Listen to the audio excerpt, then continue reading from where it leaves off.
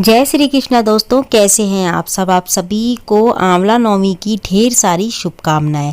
Friends, Kartik के महीने में देवउठनी एकादशी से 2 दिन पहले आती है आंवला नवमी, जिसको अक्षय आंवला नवमी के नाम से भी जाना जाता है। इस दिन माता लक्ष्मी और भगवान विष्णु की विधि विधान से पूजा की जाती है। साथ में आंवले के पेड़ की भी पूजा की जाती है। माना जाता है कि अक्षय आंवला नवमी के दिन जो भी भक्तजन पूजा करते हैं या कार्तिक के महीने में जो भी भक्तजन आंवला नवमी पर पूजा करते हैं और आंवला दान करते हैं या कोई भी चीज़ दान करते हैं, उनका ये दान पुण्य कभी भी समाप्त नहीं होता, अक्षय रहता है। अक्षय का मतलब कभी समाप्त ना होने वाला। और आज का दान पुण्य जो है ना, स्वर्ण दान के बराबर होता है। अगर आज के दिन हम आंवला दीपदान करते हैं ना, तो आंवला दीपदान का मतलब होता है स्वर्ण दान।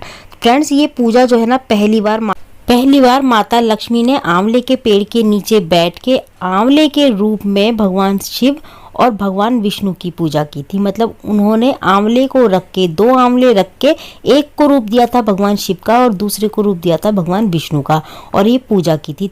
तभी से ये दिन आंवला नवमी के नाम से जाना जाता है और पूजा होती है विधि विधान से। सबसे पहले जहाँ पे भी हम पूजा कर रहे हैं वृक्ष की, मतलब आंवले के पेड़ की, वहाँ पे हम एक चौक लीप लेंगे। मतलब कि आप गेरू से या फिर हल्दी से एक चौक सा बना लेंगे। इस तरीके से लीप लेंगे उस जगह को जहाँ हम पूजा कर रहे हैं।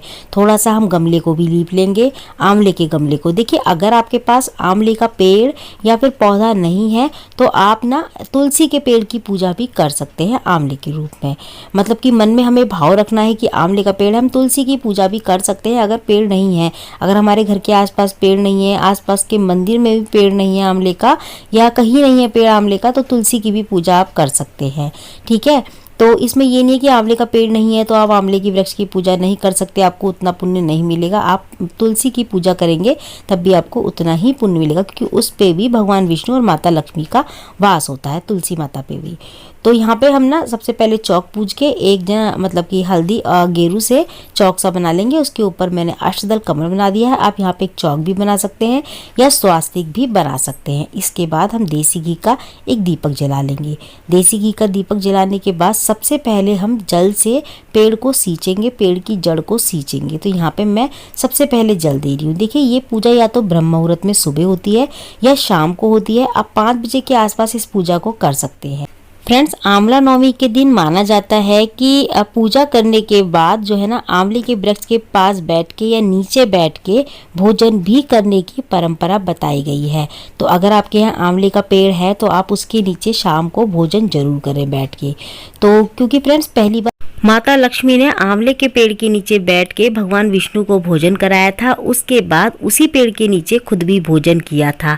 माना जाता है कि आज के दिन आंवले के पेड़ के नीचे अमृत बरसता है, इसीलिए हमें आंवले के पेड़ के नीचे बैठ के भोजन जरूर करना चाहिए। ना, हमने आंवले रख लिए हैं, दो आंवले हमने, एक तो भगवान शिव का रूप दिया है, एक भगवान विष्णु का रूप दिया है। भगवान शिव और भगवान विष्णु की तो स्थापना हमने कर ली आंवले के रूप में, और मन में हम ध्यान करेंगे माता लक्ष्मी और भगवान गणेश का। तो मन में माता लक्ष्मी और भगवान गणेश का ध्यान करते हुए हम पूजा करेंगे। तो यहाँ पे देखिए, सबसे पहले मैंने जल की छींटे दी हैं। उसके बाद मैंने जो है ना, सबसे पहले मैंने जो जल सींचा था ना पौधे में, उसकी मिट्टी में, उसके बाद मैंने जो है ना थोड़ी सी तिल का आसन दिया 2 जगह पे। उसके बाद मैंने आंवलों की स्थापना कर दी है भगवान शिव भगवान विष्णु के रूप में। इसके बाद मैंने ना हल्दी और रोली का तिलक किया है। हल्दी रोली का तिलक करने के बाद मैंने थोड़े से तिल चढ़ा दिए हैं। यहाँ पे मैं 5 उंगलियों को हल्दी में सान के इस तरीके से और आंवले के वृक्ष पे लगा रही हूँ इस तरीके से। तो हमें 5 उंगली सान के लगानी है इस तरीके से, देखिए, हल्दी से। ठीक है, तो हम इस तरीके से जड़ है ना, जड़ के पास लगा लेंगे। पत्तियों में भी लगा सकते हैं आप ऊपर, या फिर जड़ में भी, लकड़ी जो जड़ होती है ना वहाँ पे भी लगा सकते हैं। इसके बाद ना हम जो है ना आंवले के वृक्ष में थोड़े से तिल भी चढ़ाएंगे। तो हमें आंवले के वृक्ष का भी पूजन करना है आंवले के साथ साथ। यहाँ पे हम जो है ना वस्त्र स्वरूप कलावा चढ़ा देंगे दोनों को। इसके बाद हम आंवले के पेड़ पे हमें 9 बार कलावा लपेटना है। या तो आप परिक्रमा लेते समय लपेट लें या फिर आप बैठे बैठे ही लपेट लें। तो इस तरीके से हमको 9 बार लपेटना होता है। आप 9 बार या 5 बार लपेट सकते हैं। ठीक है, यहाँ पे मैंने लपेट दिया है। गांठ हमें नहीं लगानी, हमें ऐसे ही लपेट के और इस तरीके से छोड़ देना है कि वो खुले ना, मत गांठ नहीं लगानी बस। ठीक है, यहाँ पे हम फूल भी चढ़ा देंगे। तो भगवान विष्णु और भगवान शिव को हमने फूल चढ़ा दिए हैं। यहाँ पे दीपक के पास भी फूल रख दिया है, पौधे पे भी फूल चढ़ा दिया है हमने आंवले के। तो फ्रेंड्स यहाँ पे ना इसके बाद मैंने भोग लगा दिया है। तो भोग में आप देखिए कुछ भी लगा सकते हैं, मिठाई भी का भोग लगा सकते हैं, बतासे का भोग लगा सकते हैं, कुछ नहीं है तो आप केले का भोग लगा दें या किसी फ्रूट्स का भोग लगा दें, वो भी नहीं है तो आप चीनी का भी भोग लगा सकते हैं। तो यहाँ पे हमने भोग लगा दिया फ्रूट्स का, मिठाई का, जो भी हमारे पास था हम सभी चीज़ों का भोग लगा देंगे। इसके बाद देखिए हमें चढ़ाना होता है कपड़ा आंवले के वृक्ष पे। तो सबसे पहले हम चढ़ाएंगे आंवले। तो हमने आंवले की तो पूजा की है, उसके अलावा हमें आंवले भी चढ़ाने होते हैं। ठीक है, तो यहाँ मैंने 5 आंवले चढ़ा दिए हैं। आप 5, 8, 7, 21, 51, 108 इसकी संख्या में आंवले चढ़ा सकते हैं। यहाँ पे ना ये जो हमने कपड़ा रखा है इसको हमें दान देना होता है, तो हमें कपड़ा भी जरूर चढ़ाना चाहिए आंवले के वृक्ष में। तो देखिए यहाँ पे हमने जो कपड़ा रखा है इसको और जो आंवले रखे हैं ना इनको हमें दान करना होता है। तो जो हमने आंवले रखे थे 5, वहाँ पे मैंने आंवले हाथ में ले लिए हैं और आंवलों को लेके मैं परिक्रमा ले रही हूँ। तो मैंने 5 आंवले लिए हैं तो मैं 5 परिक्रमा लूँगी। यहाँ पे हम 5, 7, 21, 51, 108 की संख्या में जो है ना परिक्रमा ले सकते हैं। तो यहाँ पे मैं 5 ही ले रही हूँ।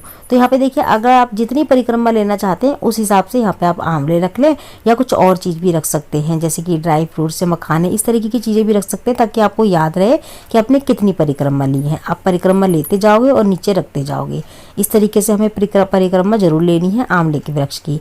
इसके बाद हम हाथ में तिल और थोड़े से एक ना फूल रख के अक्षय आंवला नवमी की कथा सुनेंगे। तो अक्षय आंवला नवमी फ्रेंड्स, अक्षय जो है ना 2 होती है, एक तो अक्षय तृतीया होती है और एक होती है अक्षय आंवला नवमी जो आती है कार्तिक के महीने में। तो हमें है ना कार्तिक के महीने की जो अक्षय आंवला नवमी होती है उसकी पूजा करनी है। तो दूसरी वाली जो होती है वो अक्षय तृतीया होती है, ये आंवला नवमी है। ठीक है, अक्षय आंवला नवमी। तो यहाँ पे हम आरती कर लेंगे अब। तो यहाँ पे भगवान गणेश की, भगवान विष्णु की, भगवान शिव की, माता लक्ष्मी की, अगर आप सभी की आरती करना चाहते हैं तो सभी की आरती कर सकते हैं, वरना आप गणेश भगवान की, भगवान शिव की, भगवान विष्णु की आरती कर लें खाली। आरती करने के बाद हमारी पूजा हो जाती है संपन्न। इसके बाद जो हमने आंवला चढ़ाया है और कपड़ा चढ़ाया है और पैसे हम दान कर देंगे, बाकी का भोग प्रसाद हम घर में खा लेंगे। तो फ्रेंड्स ऐसे ही की जाती है आंवले के वृक्ष की पूजा। तो अक्षय आंवला नवमी वाले दिन आप आंवले के वृक्ष की पूजा अपने घर में इस तरीके से कर सकते हैं। मंदिर में भी करने जा रहे हैं तो इसी तरीके से करनी है हमको, या बाहर करने जा रहे हैं तो इसी तरीके से करनी है। तो आज की वीडियो में इतना ही। जय माता दी।